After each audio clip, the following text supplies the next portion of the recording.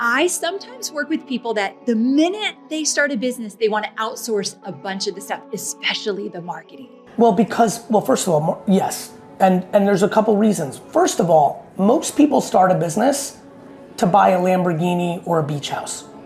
Right. So they're already dead on arrival because they're not doing it for the game, they're doing it for the money. And so the reason they get out of the dirt is because they don't like the dirt, they don't respect the dirt, they don't appreciate the dirt. They're trying to get to the penthouse. And in fact, a lot of people try to not be in the dirt ever. They think somehow miraculously, like it's very funny out there. And that happens in everything. There's parents that are like that. They never really wanted to parent. There's coaches that think they're gonna hire 2 assistant coaches and they're gonna do everything and they're gonna walk around and say they're the coach of the baseball team. Like, all things come in all shapes and sizes. There's people that think they'll be in great shape without eating right and going to the gym. Like, okay, like, knock yourself out. It's not gonna work out. Like, so, yeah, I mean, I think, and marketing, to your point, they wanna outsource because a lot of people don't know how to do it. Marketing is hard. It's hard. It's hard. It's a dirty secret that people don't wanna admit. Like, this shit's hard. I'm not sure I've ever not gone against the grain. And I'm not kidding. You know, like, yeah, and I think this is where the weird thing is. I have not gone with the grain because the grain is not by definition entrepreneurial. It tends not to be consumer centric. It's definitely never of the moment. It's always grounded in yesterday. I was at a big marketing conference in Miami last week and I said, this was for the Fortune 500 companies, so the BMWs, the Coca-Colas, right, the biggest brands in the world, the Nissans. And I said, the thing with big brand marketing that's crazy to me is you're romantic about yesterday. They're all still trying to do television commercials. You're infatuated with tomorrow. Okay, like, hold on. We got, right? Hold on. It's some, holy cow, you would think I was a newbie. That was my phone ringing. And I've never had the ringer on. Gary, I am so sorry. Please do not edit that out. Please let me, please. I thought it was you, Gary. I was like, dude, turn your phone off. Oh my gosh. So anyway, the industry's infatuated with it, romantic about yesterday. They love to do television commercials and all this crazy stuff. They're obsessed with tomorrow. They're thinking about building stores in the metaverse and AI, and we suck at today.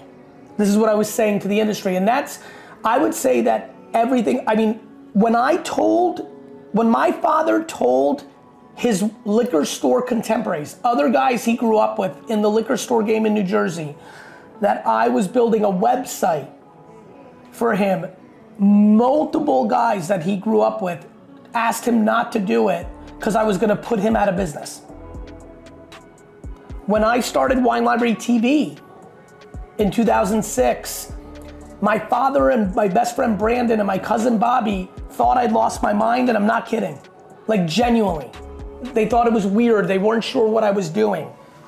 I don't know, like, again, Amy, because we've known each other a long time, and actually I think you can really put a pin in this. I think a lot of people back then with Crush It and all this other stuff, I was saying this stuff in 2008, right? Because the book came out in 2009. People thought I was crazy when I said that people were gonna be able to make $100,000 a year talking about things they liked. I mean, I'll be honest with you ladies, I don't ever think I am conformed to the norms. It's why I got D's and F's my whole life, right? Like, I knew school wasn't practical, it wasn't right for me. And I'm so obsessed with the end consumer that I think I'm with the consumer at scale in a way that most people aren't. Thus, it seems what I'm doing is crazy. Here's a big one. This one's gonna land with you two. Remember when I started filming myself 24 hours a day? Yes. Yes. When I started doing Daily B and doing D-Rock and all that, a lot of people had a lot of things to say behind my back. Who does he think he is? This is so ridiculous. Charlatan, and now it's the norm. It's, for so many, like, so, it's the story of my life. Okay, so question for you then. A lot of people are listening and they do not have the kind of courage or confidence you have to go against the grain. So it's part of who you are. I think you came out of the womb going against the grain. But a lot of people listening, and Gary, our audience, they're making $100,000 in their business and they want to make $1 million. But they are so afraid to do something different, so they continue to do what everyone else is doing. What would you say to them? How do you give them that advice to go against the grain? Against the grain is actually the practical thing to do. What I say to them is, I know a lot of people that have gone from 100,000 to zero because they didn't want to stop doing Google AdWords or email marketing or pamphlets or courses, or like, what I would say to them is, if you don't put yourself out of business, someone else is going to do it for you. Mm-hmm. Amen. Right? And just because I want to make sure everyone understood what I was saying there, when I say put yourself out of business, it means you need to try to do different things that might not work. You're not going to put yourself out of business, but what I mean by that is you need to innovate new things for you, because if you don't, someone else is going to do it and then you're going to be out. And look at search. We're literally living in the pre-dawn of AI. The Meta AI, the Chat GPT, do you know how many people run their entire business by Google AdWords? What if people stopped going to Google to search? Right. That's like all the people that lived on yellow pages when I was doing websites, and I said, you're gonna lose, you need to have a website, and search engines are coming. But now, people make fun of all those people. Like when I would do talks and everyone, like the yellow pages people, they would all laugh, but now they've become the yellow pages people. They're one-dimensional Google search. I think the reason, for example, there still is a Garyvee brand is because I want to be in the dirt. I mean, what does the dirt look like? I assume this is audio, but is there going to be a video component to it? Good. Yeah. Let me show you something. This is just real life. You don't even have to go very far, right? Like the dirt looks like this. I'm just got to pull it up. When I post social media content, right? When I post it, I'm writing the copy to my team of the post, right? Like I'm literally writing, That's right. Like I am literally writing the copy, right? Like it is. Yes. I don't know what else to tell you. Like I'm reading. I mean, literally, here's the post that all of you do. Obviously this will come out, but here's the post, and there's the copy to the post. I'm the copywriter for my social media posts. I'm giving feedback on it. I'm also reading the comments. I'm DMing people. In the book, I talk about this role called the PCS, the Post Creative Strategist.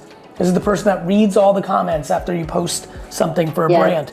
I do that. I'm a PCS. I strategize the first second of the creative. I talk to the team. I to your point, it's happening right now in the meta.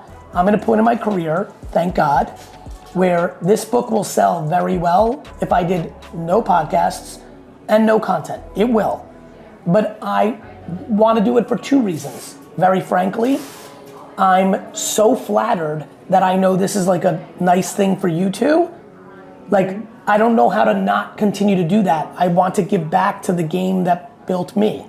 And number two, there are many people that are going to listen to this that are really hearing me in detail for the first time, or might not even have a great perception of me, but love you two, and are like, wait a minute, I never got past the loud or the curse, and like there is more depth. Like, so I never have a part of me that isn't interested in leaning into humility at all costs. And another way to say the dirt is having the humility to keep doing the core principles that allow you to have the pulse of the consumer. Okay, so let me be a devil's advocate. So many business teachers and mentors will say, you have to leverage so much in your business. You can't be doing it all. You can't be in the comments. You can't be writing the copy. You hire someone, so you're never going to scale if you try to do it all. But I feel like you're so different than that. So what would you say to that? That both work. I have 43 full-time employees on my personal brand. Really? 43 That's employees right. on your personal Maybe it's like brand. 29 now. We're sending a lot of them into VaynerMedia. A lot of them I train on my team, and then but I believe in both. I didn't make all these videos. My team post-produce it. Dustin's filming me right now. There he is. There he is. Hey, Dustin. So I think both are true. I think that, first you have to be able to afford a team. I did all my own stuff for the first 7 years. Yes. Then once you can afford a team, this goes back to what Sahil captured from our drinks, like, cool, but you're also allowed to be in the dirt with your team. Just because you, like, think of it as like farming. So at first you have a little farm and you're the farmer.